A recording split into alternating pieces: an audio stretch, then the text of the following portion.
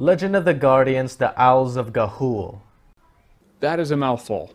This film is without a doubt the most underrated film of the decade. And listen, I'm not just saying that. I'm not just saying that this is the most underrated film of the decade. I mean it. I mean it. I freaking mean it from the bottom of my heart. This film is the most underrated film of the decade. Why is it so underrated? Well, basically, it's because it's not as popular or well known as these films. Not only that, it actually didn't do well in the box office. Not a lot of people saw this movie due to some understandable reasons, but there's one particular reason that really seems to blow my mind, all because of how stupid that reason is. Hear me out. A couple months ago, I watched this video about Legend of the Guardians by Jamie Tudd. I think that's how you pronounce it, but anyway, while I was watching it, I witnessed the most idiotic thing of all time, hands down. Please, don't even try to debate. This is the most idiotic thing you will ever witness. Watch. Around the time of this film's release, I stopped by my local library to pick up my usual selection of books and movies, and I happened across this. That's right, folks. The well-meaning people at my local library were actively trying to discourage people from going to see this movie because it had vague similarities to Star Wars. Never mind the hundreds of other productions out there that bear much closer resemblances, they specifically had to pick on this one. Folks, this is the exact same article that I saw in my local library. I'm not kidding. I picked it up out of there, I took it home, and it's been sitting in my desk drawer for over a year now. Why? So you guys could see me do this.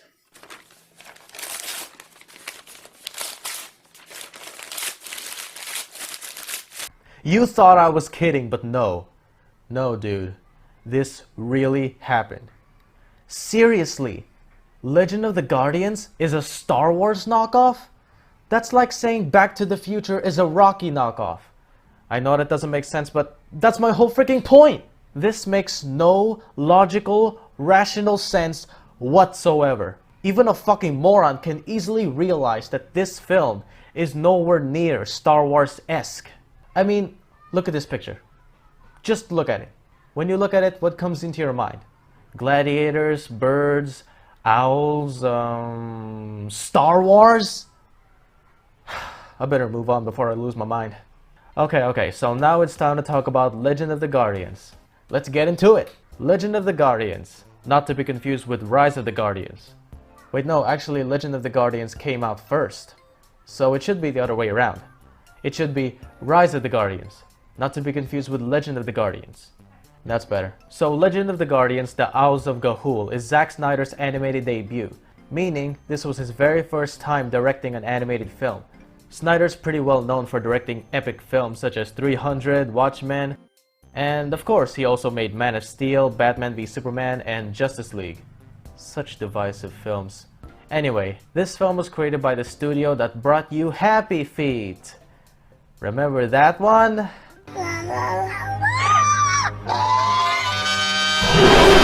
Yeah, I kinda like this film better than Happy Feet. First thing I gotta talk about is the weakest part of this film. The story.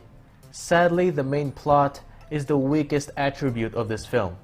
And the reason why is because, well, the plot is something that you've heard of too many times. And yeah, I would say it's pretty cliche. How do I describe it? There's a good side and a bad side. The main protagonist is a dreamer. He dreams to be part of this team, and later in the film, he did get to be part of the team by defeating the main villain by pure luck, I guess. Also, not to mention, there's a sibling rivalry.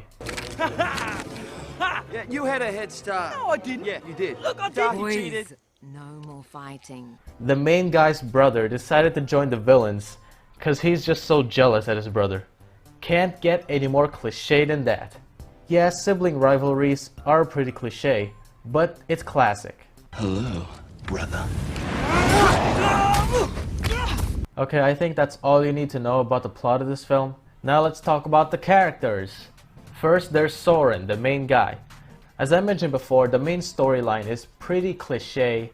The same can be said for the main protagonist. Soren is basically a dreamer who dreams big, and that is literally one of the most cliche type of characters in my opinion.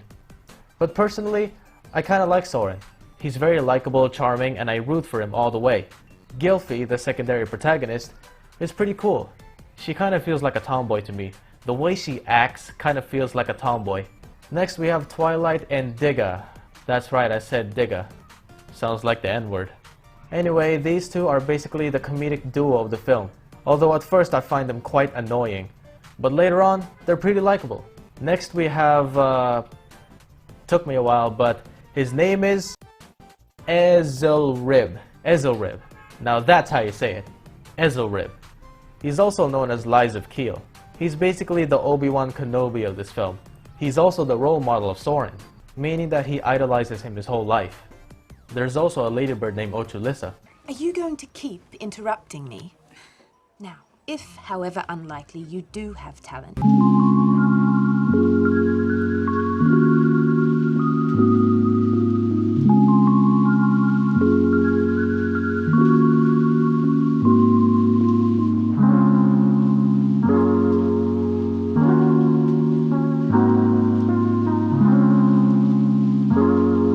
Oh, I forgot to mention about Soren's mom and dad, who I completely forgot because they basically have no purpose in the film except to introduce the title, I guess. And there's also Eglantine, Soren's baby sister, and Clud, Soren's rival brother, who later on decides to join the villains, as I mentioned earlier. Which leads me to the villains. Naira, Middlebeak, and of course, Clud. Naira is basically Maleficent transformed into a bird. Middlebeak is just the same thing as Naira, except in my opinion, he's way more intimidating. Then we have Clud. At first he kinda sucks way before he joins the villains.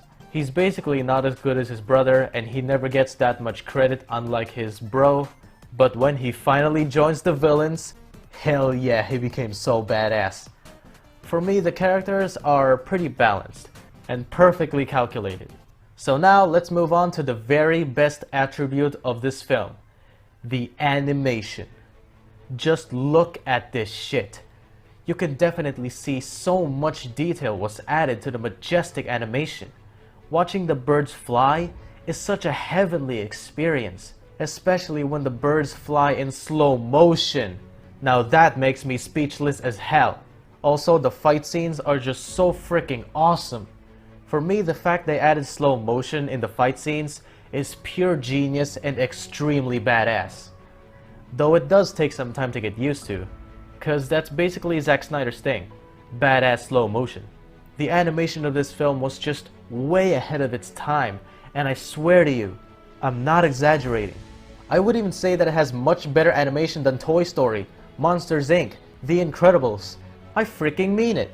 Dude, I don't even know what else to say. It's just flawless. It's pure magic. It's...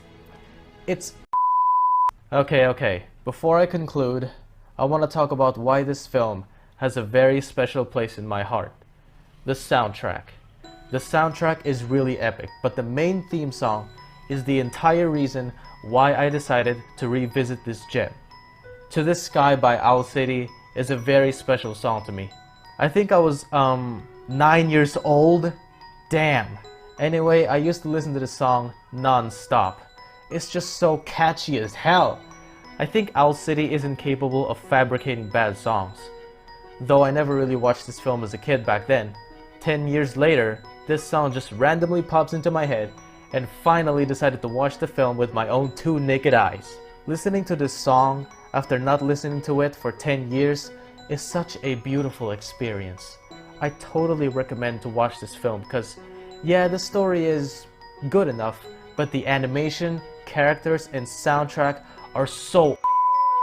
And also, I highly recommend checking out the song To The Sky by Owl City. Even though that you've never heard of this song as a kid, believe me, you will still hear nostalgia for no reason. Why? Well, that's basically the magic of Owl City's music. Nostalgia, I guess.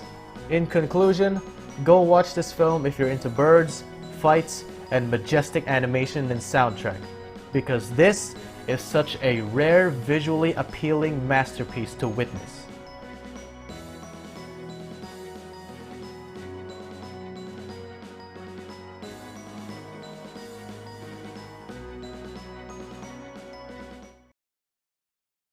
I hope someday in the future they'll finally make a sequel and make this into an entire movie franchise, cause it definitely deserves it. Thank you guys so much for watching. As always, leave a like, comment, subscribe, all that stuff. Ring the bell for notifications, and stay cool for the rest of your lives.